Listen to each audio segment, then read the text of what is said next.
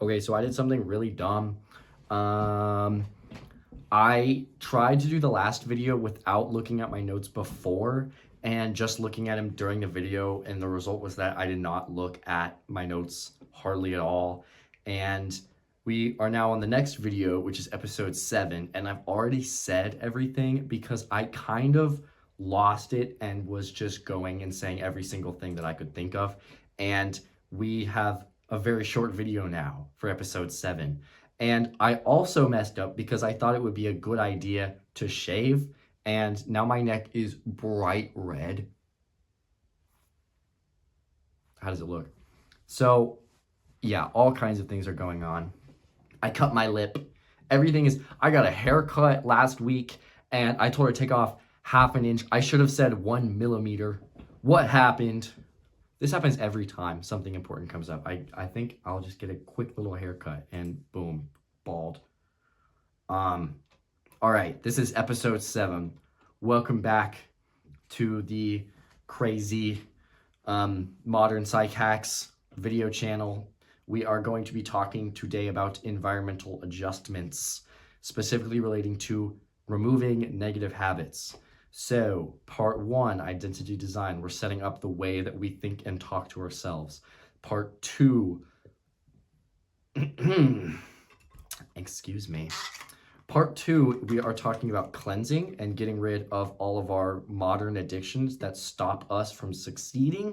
And then part 3, the way we actually succeed is by setting up our habits. If you are looking at the ways you want to learn how to set up good habits that are easy and that you make it easy for yourself by making them effective, then you can switch right over to episode 10, and we will tell you everything that you need to know about how to set up your environment. Ironically, this is very similar to episode 10, only it's a little bit inverse. So this is environment adjustments for fixing bad habits, which we're doing first. I would recommend doing good habits on top of that, but if you were here last video, you should already be planning or hopefully doing a dopamine detox. That is when you take control of the input and the amount of dopamine that you are allowing your brain to receive. Therefore, your dopamine baseline is lowering and you feel happier throughout the day because you require less stimulation to be satisfied. Go check it out. It was a good video. I yelled for about 25 minutes. I've been yelling for 2 hours because I didn't want to buy a microphone. So now I'm losing my voice.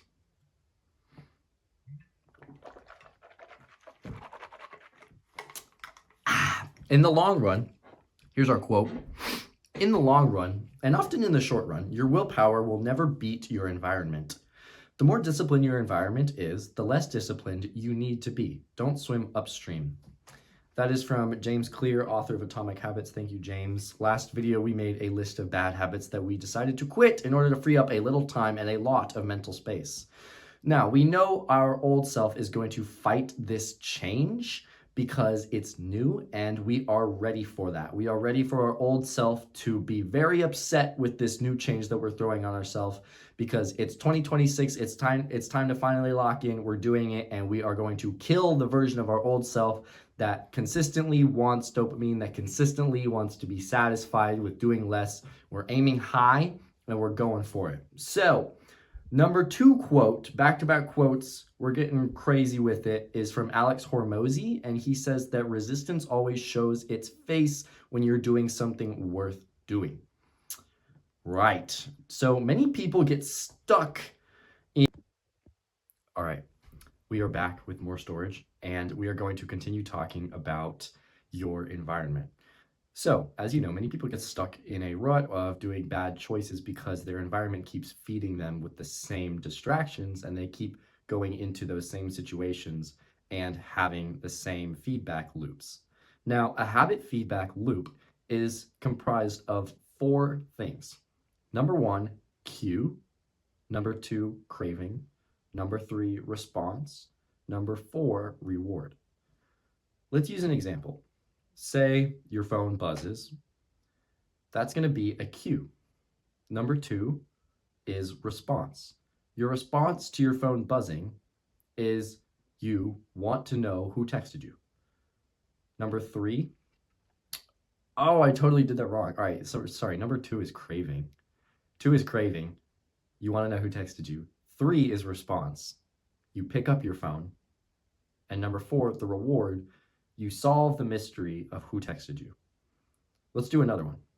Let's say your mind goes blank at work. Number 1, the cue, your mind goes blank. Number 2, craving.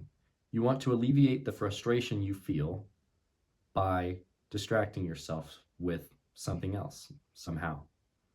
Number 3, response. You check your phone and start scrolling social media. Number 4, reward. You alleviate your frustrations of being stuck at work with a blank mind. Now, the problem with this is that we don't even notice steps 1 through 4 happening. Our brains start to just take shortcuts from step 1 to step 4 after we do them many times. So what happens is your phone buzzes, becomes you pick it up, or your mind goes blank at work, you waste 20 minutes scrolling on social media. The cue, craving, response, reward is the understanding of the way that we can break down exactly which habits are what for you, and we can figure out how to intercept this system and kind of put obstacles in the way so that we are less likely to do these habits. All right, number 1, how are we going to address the cue? So as we know, your cue is your environment, which is primarily what we're going to be talking about. If you stop the cue from happening, you will stop the craving from happening, which will stop the response, which will stop the result. So many times for people, it could be something like trying to eat healthy. And my mom was reading through this with me, and she said that it was Christmas break, so she said that she was trying to eat healthy even though everyone had all of these junk food treats and candy all over the place. And everyone had them all over the counter. And what she did is she went through and instead of putting all of the junk food in visible places or transparent containers, she put them in semi-transparent or like not transparent containers so that when she opened the fridge, she would see her meals, which were vegetables and all kinds of the things that she eats with transparent containers. And the junk food will be out of sight, out of mind. That's why that phrase is so common, out of sight, out of mind. That's what we're trying to do here. So for some people, it could be that. For others, it's seeing the social media app on your phone. We want to get rid of those visual triggers. It could be seeing snacks out on the counter, whatever it is. I would advise you making it difficult to do that. So if we want to stop a cue from happening, we have to make it invisible. If we want to stop a craving from happening, we have to make it unattractive. If we want to have a response not happen, we have to make it difficult. And if we want to eliminate a reward, we have to make it unsatisfying. So we want to make things difficult, unsatisfying, invisible, and the other one. This is the opposite of the ways that we will be looking at our habits to increase the likelihood that we will do good habits, which is like make it visible, make it attractive, make it easy, and make it rewarding or satisfying. So we'll get into the cue part of it now that I've broken down everything and gone off on a tangent. So we're going to do a little bit of analysis. Essentially, the situations that you have is either going to be negative or positive environments because they will give you negative or positive cues. So for someone that smokes cigarettes, it's a little bit more difficult, right? Because they might be doing it in multiple places. They might be doing it in their car, at work. It might just be a time of day. It might be a feeling that they have. It might be that they just get home from work and they're like, all right, I'm stressed. I'm going outside to do that, whatever it is. It depends. It's different from everyone. So when you feel the need to go into a bad habit that you are trying to stop, like what we are trying to do from the last video is limit the amount of dopamine we consume. So if you are enticed into like smoking weed or getting on YouTube or Netflix or getting on your phone, or you're tired and you want to drink caffeine or something like that, you have to take a mental screenshot of your environment and analyze your situation to figure out what exactly was the thought in my head that started this whole going down this pathway. So for a lot of times it's visual. So make things invisible, but a lot of times it could be your environment, and it could just be like your mental environment. A lot of times it can be your social environment. So don't forget that you are the average of the 5 people you spend the most time with. I'm not saying that you should cut anyone off in a rude or unsympathetic way, but if you are hanging out with people that encourage bad habits and you are trying to change those habits, then it would probably be a good idea to get ahead of the problem. This just means telling them what's up. You should go to them if you are planning on still being friends with someone who does something like this, that's something that you're trying to quit, then you say, hey, I'm not doing this anymore. Don't ask me to do these things. Don't let me do these things. If I ask you to do it, if I fall and if I'm being weak, please hold me accountable. And third of all, I'm trying to limit the amount of times that I see something. Like if I'm like, say you're quitting nicotine and someone's vaping around you, say, I don't want to see that. I don't want to smell it. I don't want to be around it, because that will trigger my brain into wanting it, right? So I just would really appreciate if you were to go into a different room to do that, just because I'm trying really hard to quit. And if it's a good friend, they will respect you for it. If not, then at least now you know that. Anyways, this could also just be spending time with people who just take a lot of time. A lot of people have a lot of free time, and if you're their friend, they're going to want you to fill up their free time for them. And, it goes both ways. If you are someone that has a lot of free time, then you're going to be bored and you're going to want other people to come entertain you. So if you're trying to do good habits, then it might be a good idea to distance away from people that distract you from those habits. Or if you're trying to quit bad habits, say there's a habit that you do that you tend to suffer more with when you're on your own, it might be a good idea to be around people more often so that you are not stuck just with your thoughts thinking about doing the bad habit, right? So it could go either way, but just be aware of the people you spend your time with, because as I said, average of the 5 people you spend your most time with. Obviously, the biggest one that we have to set up for our environment is our digital environment. So we are trying to make things invisible, difficult, and really hard and unsatisfying to do. So the way that I make my phone less attractive, that's going to eliminate craving. It's going to eliminate the response part of the habit feedback loop. Less attractive. You can do that by turning your phone monochromatic. That means black and white. I have to switch back and forth because I'm colorblind and it's bad enough as it is without that. So sometimes monochromatic makes it really, really hard. I try it though because it's great. It makes my phone look so unattractive. It's great. I was going to put a screen recording on the screen of how to make your phone monochromatic, but I'm not going to have enough time for that. It's already taken me a month to make this series and I just want to be done. I'm so tired. So I'm not going to do that. But please, for my sake, look it up. Figure out how to make your phone monochromatic. It's really cool when you do that and you're like, wow, my phone is disgusting. I don't want to be on this anymore.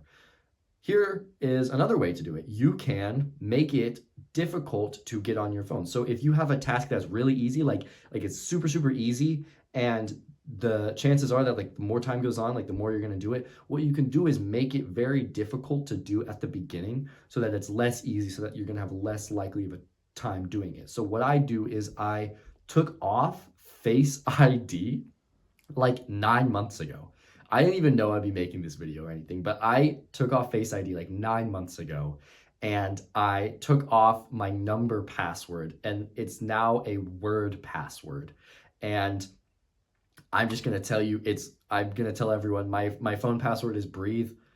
It's just to tell me to breathe so that every time I get on my phone, I see that, I type breathe, it takes a while and I'll usually mess it up the first time. So it takes like 10 seconds to get into my phone, for real. And I have to go, which like puts oxygen in my brain and like resets me. It's like, what am I doing on my phone? What am I about to open up? And it's a good idea to know what you're going to do on your phone before you get in there. If you just open your phone and it opens because your face is looking at it, you're not going to be doing, like, you could just open it and not even mean to be looking on it. And like now you're in your phone doing things. So yeah, it really forces me to pick something that I'm choosing to do on my phone before I get all in there.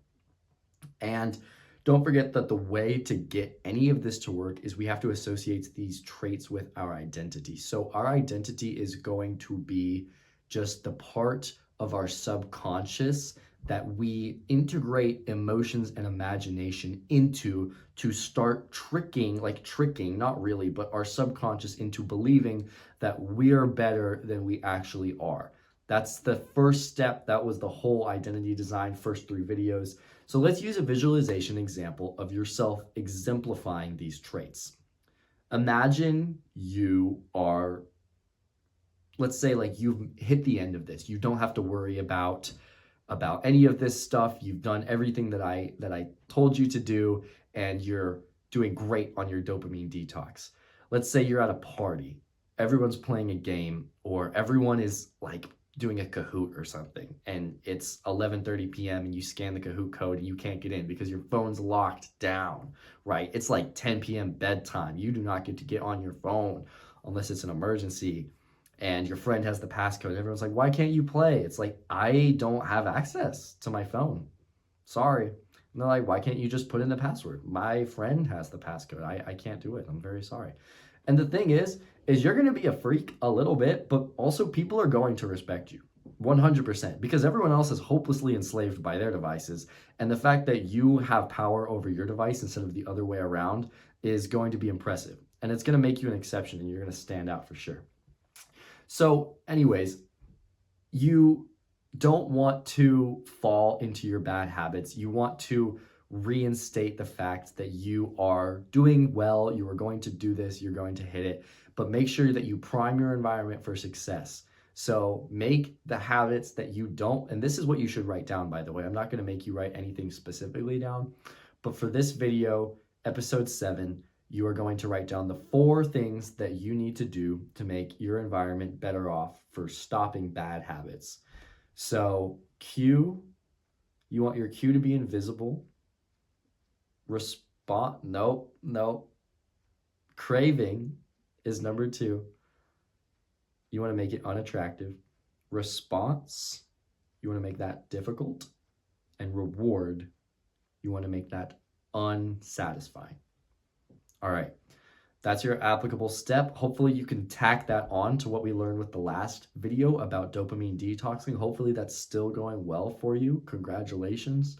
I'm sure that you'll start feeling better in no time.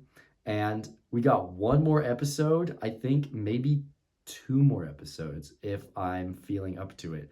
And then that will be the end of part 2, the cleansing, and we'll get right into the good stuff.